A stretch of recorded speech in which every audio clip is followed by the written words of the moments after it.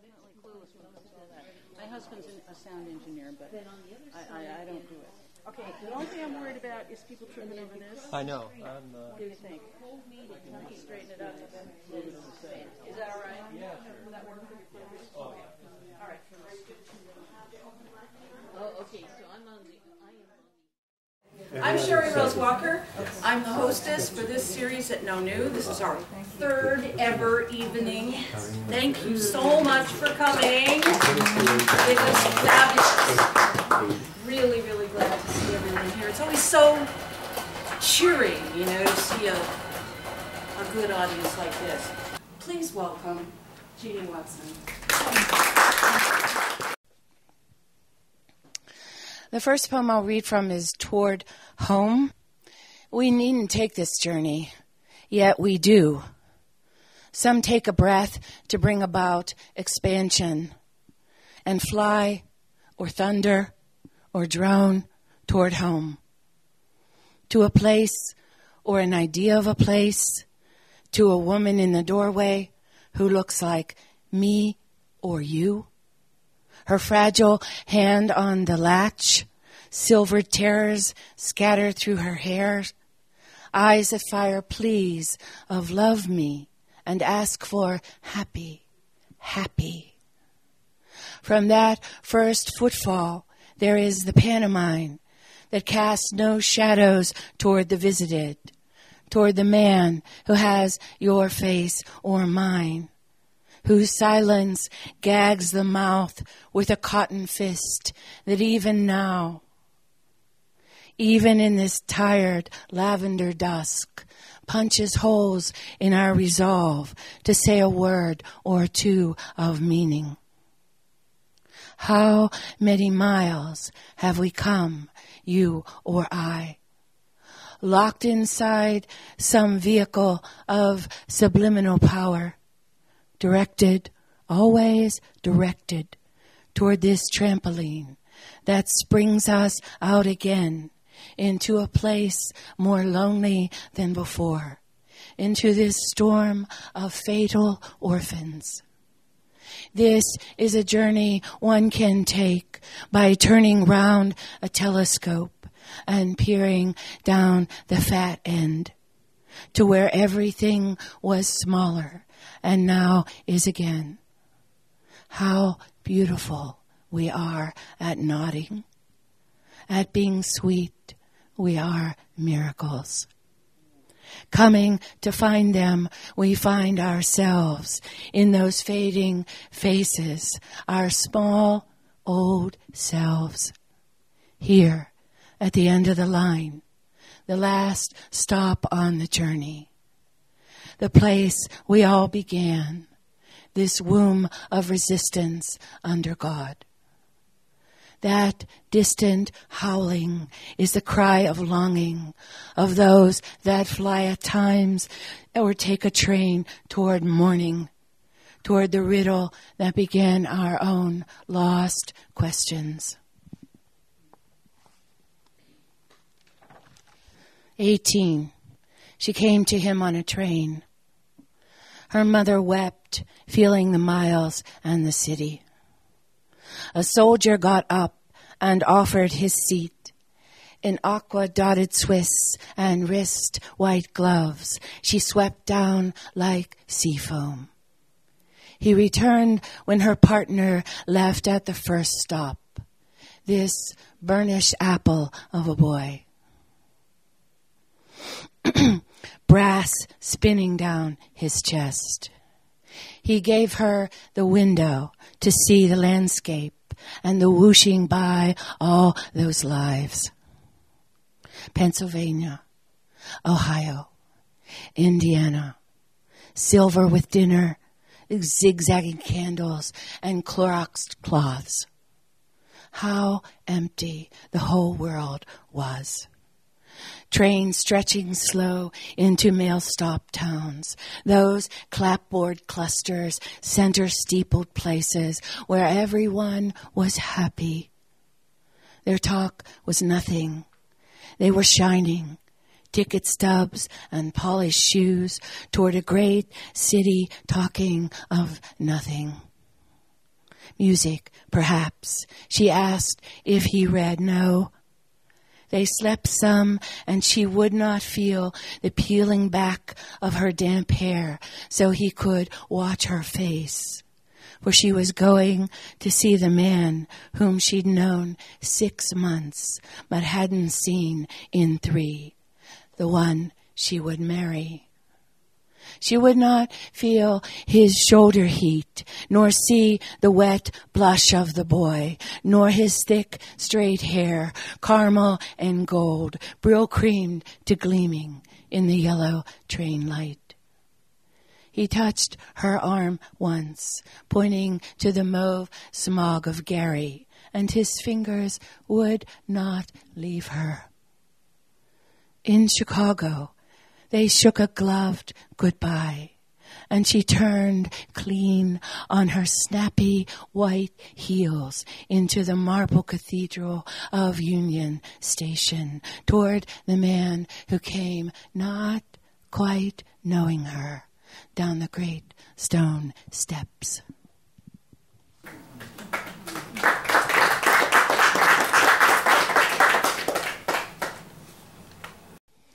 How my mind is like my car, dirty and filled with old music, stuff to be returned in the back, and way in the back, stuff for emergencies. Times I can't stop, times I'm burning up, times I am wounded. And maps, big books of small places with names I should remember and ones I can't forget. With a missing lighter so I can't light anything up. With mirrors so I can see how bad it is. And tiny lights in the dark to tell me whether I have enough to go on and whether I am slow or fast and how many revolutions per minute I am making, which is occasionally useful. And a slot for slipping a mood on for size, and a trash bag that keeps being filled but never emptied. How the garbage peeks over the top to remind me I waste a lot of what I use. And down on the bottom, all the debris I have collected accidentally, bits and sticks and pebbles from the places where I've been. And things beside to keep me busy at the stoplights, to keep me from thinking about where I'm going and how I'm going there. And rags in a small compartment when it gets too foggy to see.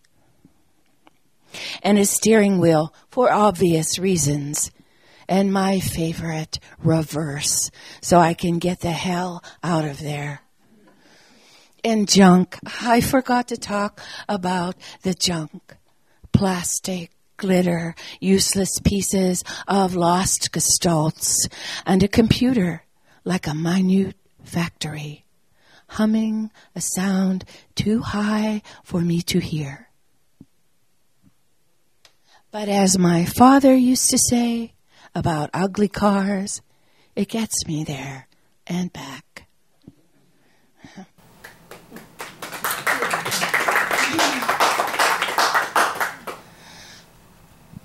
Cars by the side of the road. Abandoned. Like divorce, they've been left to their own devices. Empty as cups, they await yellow flags, forced destinations. We fly by, are for the present married, have no heart for the broken down, the useless, the unscrewed plates. Autos from Mexico or Wisconsin, a beetle that went to Woodstock, a rabbit all the way from Miami. Stories with their tongues cut out. Empty wallets make early departure a reasonable solution. Cars by the side of the road, feet hitting the pavement, lives moving on down, never look back, never look. Who can remember those Akes in the trunk? All the cozy 8 women, the little deaths. Every car was an answer, then a problem. And the earth won't take them. Parts, what they become.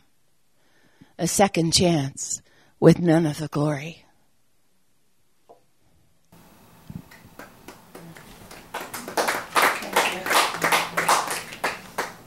On the way home, everything looks sad. The girl in the phone booth, blue and white in the light. The man waiting for the bus, hunting through cold coins. The youths streaming from the modeling school in costumes and too much makeup. The bus pulls 3 or 4 faceless people out of the dark and into it. There is a woman rolling up her mat after jazzercise, her breasts sadly high. That dim yellow room was once a school, and that place with the gray blinds and the gray filing cabinets in rows and rows sold furniture. When I was a kid and used to sled ride in the dusk, the lights would come on, one and then more. It was something to come home to in the black. The blue snow glowed, and there was silence except for the clop of my boots. But now this girl presses into the boy who looks away. Now the ducks in the Chinese restaurant stretch from their nooses in the greasy window.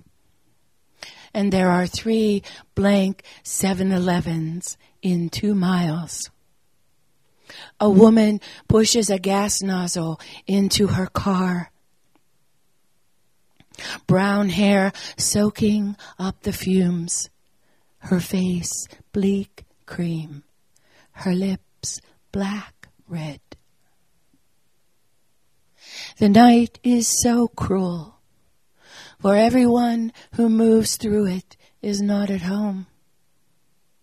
Everyone who is not at home is looking for something. The girl in the phone booth is as lost as the people on the bus who ride all over the city looking for a place to get off. The bus never arrives for the man with the coins. He waits until his fingers are small, numb hammers. The boy lover finally says the unforgivable. The woman with a tank full of gas drives 2 blocks to her walk-up. The high-breasted lady stops for a magazine in the green-lit pharmacy. There is light. There is dark everywhere light does not touch. And who is to say which is the refuge? Who will say that light is a blessing after all?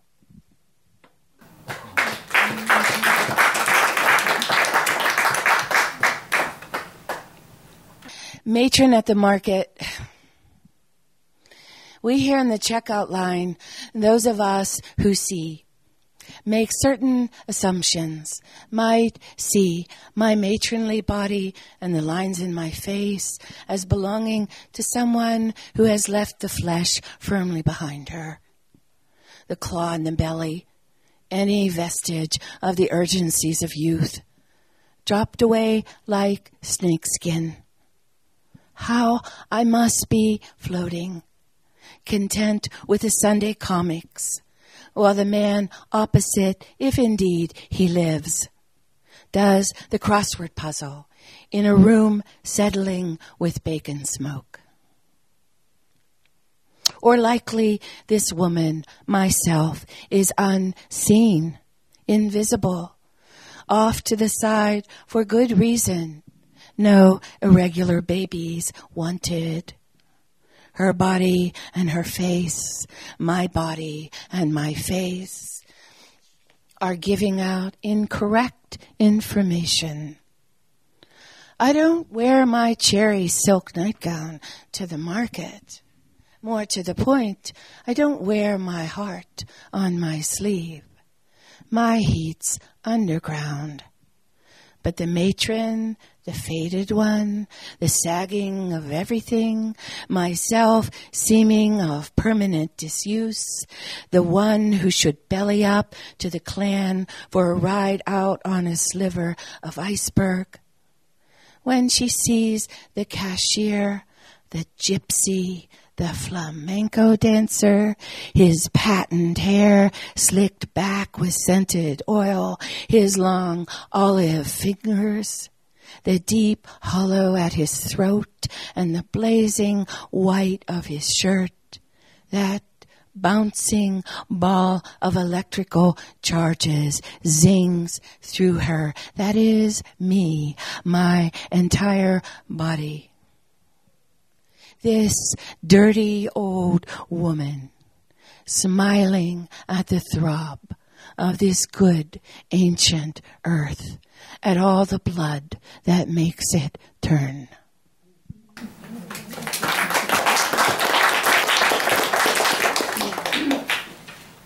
Eurydice, it was never me, Orpheus, you looked upon. It was my likeness sent ahead as your test, so that when you glanced, she was dispensed into flat darkness, while I remained across the river, waiting for some news of you. It was never me who was allowed to come, for I would have sung to you. I would have sung with my tender croaking, Orpheus, Orpheus, I am with you, I am with you. And you would have known our life was just ahead. But as it was my likeness who had the final sight of your glowing head, your winnowed back, just beginning to turn.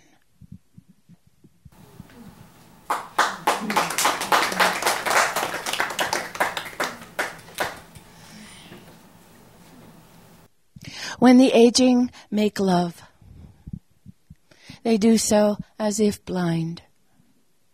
They do not hold their breaths in expectation, but feel their way along a familiar route. They do not think, so the experience is neither good nor bad. They do not make love as separate beings. That was done with long ago. They make love like earthworms, hermaphrodite in spirit. She is inside his body. Hers is cupped by his. When they look into each other's eyes, they see themselves looking back. They don't bother with cloths or tissues, but rest in their love fluids comfortably. And then they rise into an unchanged world where the dishes and the garden, the finches and the dining chairs are the most beautiful things they have ever seen.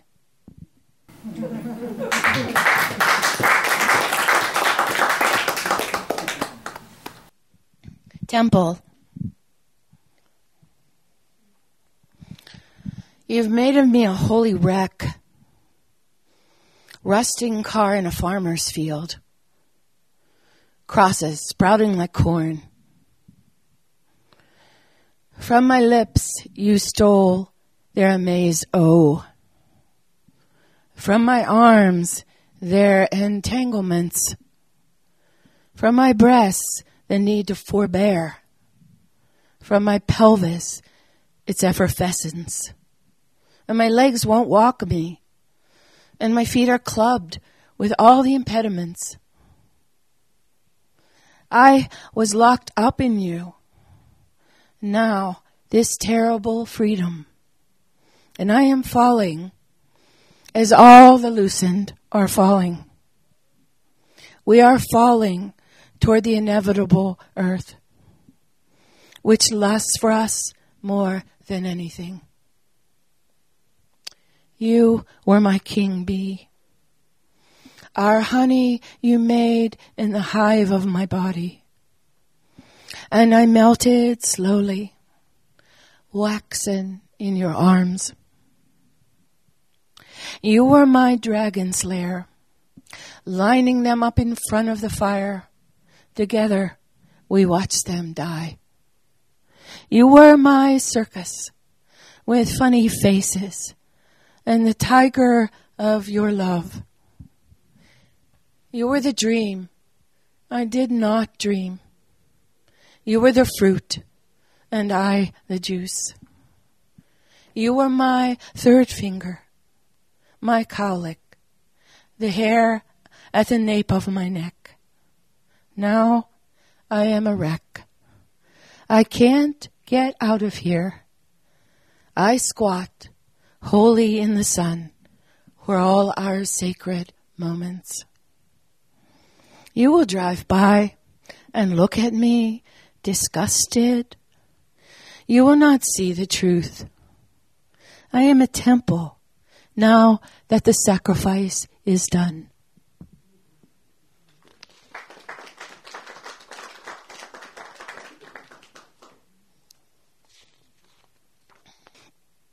My mother in a book. Reading a book on borderlines, I find my mother spinning with centrifugal force, her mouth spinning barbs against our unacceptabilities, our sins. I see her power, finally, to make or break us. She was God. You could plead for mercy, beg for grace. But early on we learned there would be no understanding. Catastrophize small matters, the book says. And I remember her rocking the house if we stayed out too late with a boy. Inappropriate relationships, the book informs. And I remember her talking late into the night about my father, about men and what they wanted. I see her beautiful green eyes glittering, waiting for us to finish our little ideas. Unstable relationships, and I think of how I described the house as the one with live wires hanging from the ceiling and landmines rolling around the floors. Was she unloved? She never talked about her childhood, except that only when she was sick, she'd said, was her mother kind to her. So I can understand her not loving us. But the rage, the house swimming in rage, that's what gives me pause. She longed to be a child. Maybe that's where it came from.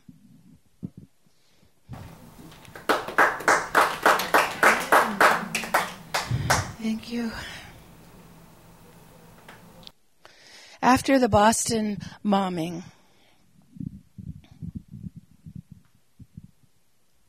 while listening to the news of the bombings, waiting at the light and praying for small things, that this was done by a folie à deux, demented, beaten children, and not some faraway dark visionaries of some medieval Allah is angry society. Not the men who drape women in mourning and cut off the hands of the adulterers. Not those. I see a boy, possibly 3, with a gleaming trike, newly cut from its sales tags and ready to run. He is waiting also. The light is almost green, he cries, pulling on his mother's skirts. He points and jumps from left to right, almost green, not thinking of bombs, of death, dismemberment, of never forgetting. Almost green, and miles to ride just ahead, and perhaps the sun, the way it smacks from the handlebars. I've known only war, from inside and out. I have never been him, this little one, frantic with joy. Oh, let it be, let it be. I am told that once in a while miracles happen. Wars have begun, but wars have ended. People have learned to walk again. The bombed, the perpetrators, the Congolese, the Syrians, let the exploded balm from the heavens, from the water, from the smile on your face, to soothe this wide world of the broken. Everything we really want is the same.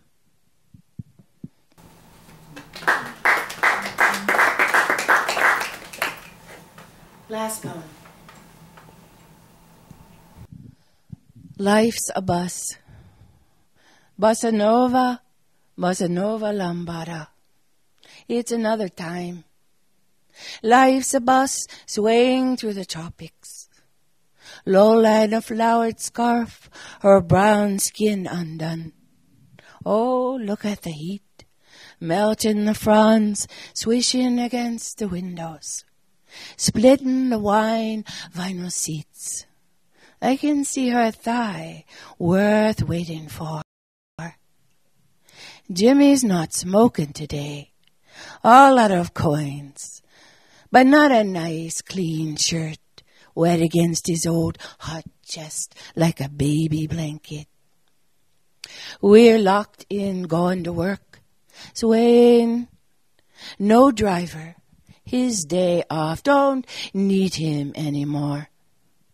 Need a rain so big it'll break this bucket, flood the dirty floor of Neba's cook kitchen, the potties a-floating.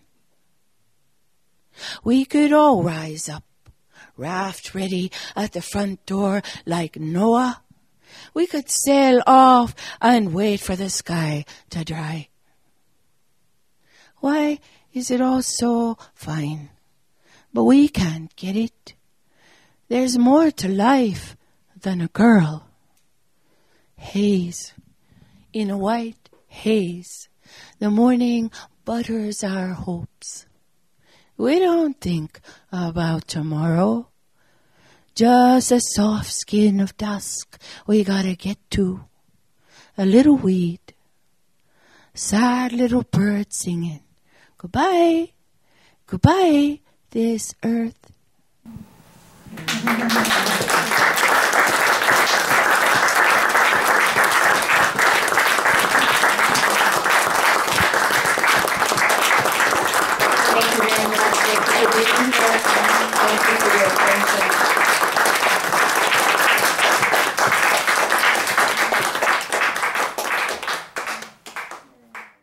Thank you, Jeannie. Thank you so much. Wow. My breath is taken away, and I am not surprised. That's one bad cat, Harry.